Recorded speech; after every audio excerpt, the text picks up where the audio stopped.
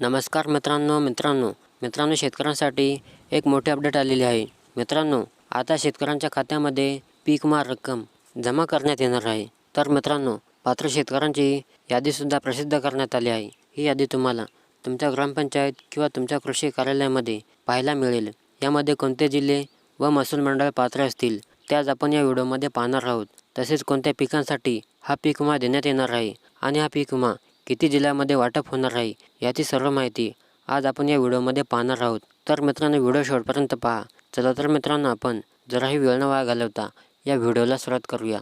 तर पहा मित्रांनो, परभणी जिल्ह्यातील शेतकऱ्यांना 401 कोटी रुपयांचा पीक विमा मंजूर, 385 कोटी रुपये खात्यामध्ये जमा झाले। मित्रांनो पहा, 23 एप्रिलपर्यंत 401 कोटी 46 लाख रुपयांची भरपाई मंजूर झाली आहे।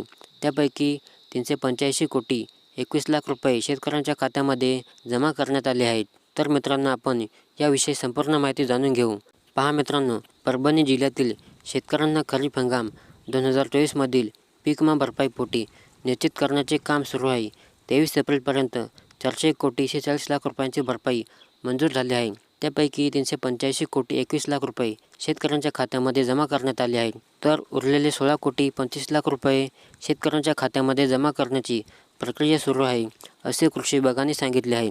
खरीप हंगाम 2024 मधील भरपाईपोटी परभणी जिल्ह्यातील शेतकऱ्यांना स्थानिक नैसर्गिक आपत्ती आणि हंगामातील प्रतिकूल परिस्थिती या दोन ट्रिगरमधून भरपाई मंजूर झाली आहे।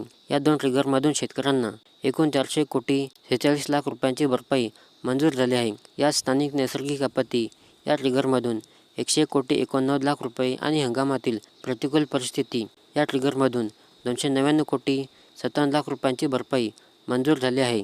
शेतकऱ्यांना मंजूर झालेल्या एकूण 400 कोटी 46 लाख रुपयांपैकी 23 एप्रिलपर्यंत शेतकऱ्यांच्या खात्यामध्ये 385 कोटी 21 लाख रुपये जमा करण्यात आले आहेत। स्थानिक नैसर्गिक आपत्ती या ट्रिगरमधून मंजूर झालेल्या 100 कोटी 89 लाख रुपयांपैकी 86 कोटी 15 लाख रुपये शेतकऱ्यांच्या खात्यामध्ये जमा करण्यात आले आहेत। तर हंगामातील प्रतिकूल परिस्थिती या ट्रिगरमधून मंजूर झालेल्या 299 कोटी 57 लाख रुपयांपैकी 299 कोटी रुपये खात्यामध्ये जमा झाले आहेत। तर अजून 16 कोटी 25 लाख रुपयांची भरपाई प्रलंबित आहे।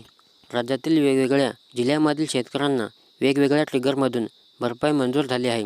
विमा कंपन्यांना राज्याने आपल्या हिस्स्याचा पहिला हप्ता विमा दिल्यानंतर स्थानिक नैसर्गिक आपत्ती आणि हंगामातील प्रतिकूल परिस्थिती या दोन ट्रिगरमधून मंजूर झालेले भरपाई देण्यास सुरुवात केली आहे। काढणी पश्चात नुकसान भरपाई आणि पीक कापणी प्रयोग आधारित ही भरपाई राज्याने आपला दुसरा हप्ता दिल्यानंतर शेतकऱ्यांच्या खात्यामध्ये जमा व्हायला सुरुवात होणार आहे। परभणी जिल्ह्यामध्ये काढणी पश्चात नुकसान भरपाई आणि पीक कापणी प्रयोग आधारित भरपाई काढण्याचे काम सुरू आहे। त्यांची माहिती अद्याप उपलब्ध झालेली नाही। या दोन्ही ट्रिगरमधून मिळणारी भरपाई राज्य सरकारने आपल्या हिस्स्याचा दुसरा विमा हप्ता कंपन्यांना दिल्यानंतर खात्यामध्ये जमा केली जाईल, असे कृषी विभागाने स्पष्ट केले आहे। तर मित्रांनो, शेतकऱ्यांना काळजी करण्याची गरज नाही, ही रक्कम त्यांच्या खात्यामध्ये जमा होणार आहे। मित्रांनो, व्हिडिओला लाईक करा आणि चॅनलला सबस्क्राईब करा।